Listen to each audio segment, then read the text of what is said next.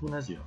În această prezentare vă vom arăta cum puteți să exportați bolnavii cronici din baza dumneavoastră de date pentru ca ulterior acești bolnavi cronici să fie importați în platforma RoVaccinare în vederea efectuării vaccinului anticovid.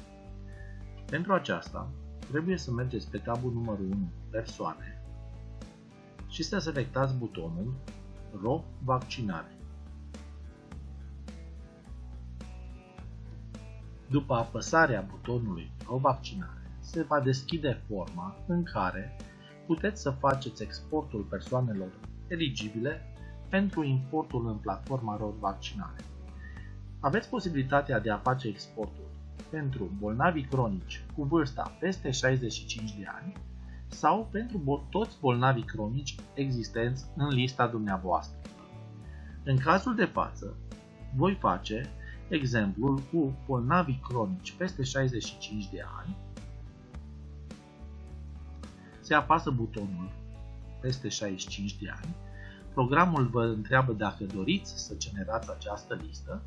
Se va apăsa butonul Yes. Iar în acest moment, programul va afișa toate persoanele din baza dumneavoastră de date care se înscriu în această categorie.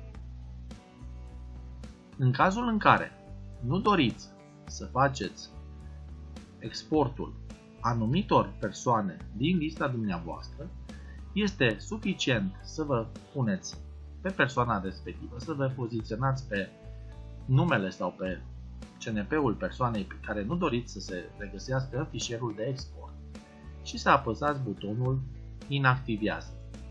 În acest moment,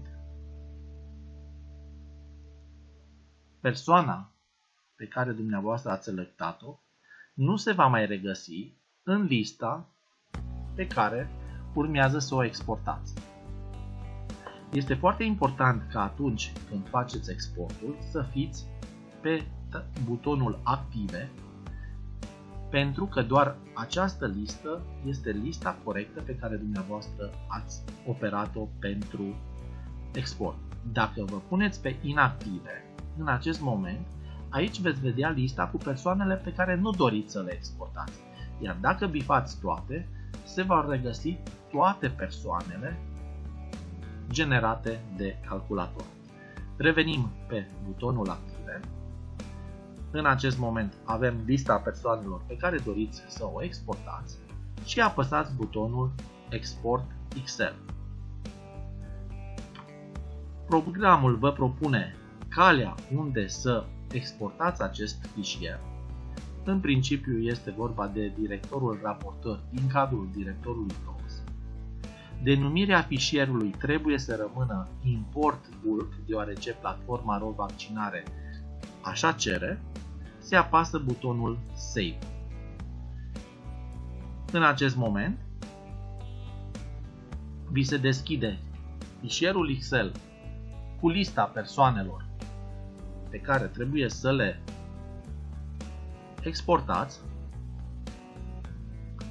Veți regăsi în fișier numele, prenumele, CNP-ul, codul de categorie, este vorba de codul 14 aferent persoanelor peste 65 de ani, iar dacă în baza dumneavoastră de date există introdus e-mailul și numărul de telefon, se vor regăsi și aceste informații.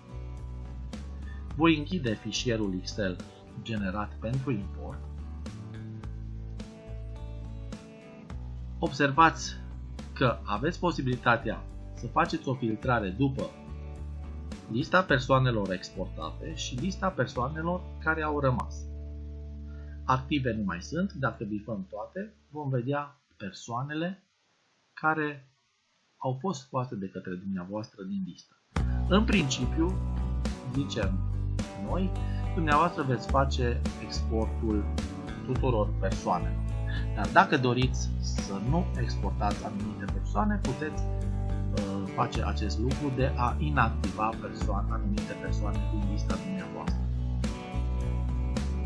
Dacă se dorește generarea tuturor bolnavilor cronici, se apasă butonul bolnavi cronici și în acest moment programul vă va genera lista cu toți bolnavii cronici și puteți să exportați acel fișier. După ce fișierul de import a fost generat, se intră în platforma de vaccinare cu userul și parola dumneavoastră. Dacă sunteți identificat ca și persoană juridică, se merge pe butonul beneficiar, aveți butonul importă beneficiar, iar din locația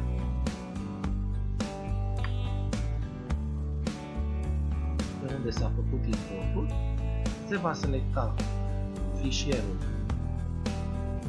dumneavoastră pe care l-ați exportat, se va apăsa butonul Open, iar platforma RoVaccinare va face importul persoanelor din lista dumneavoastră.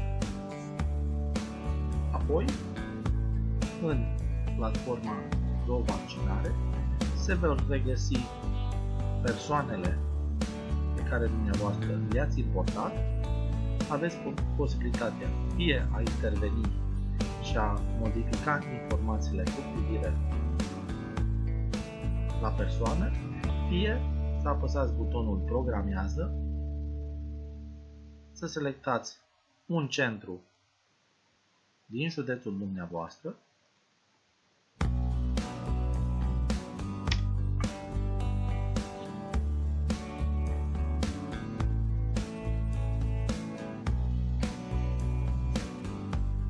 iar apoi, în limita locurilor disponibile, să selectați centrul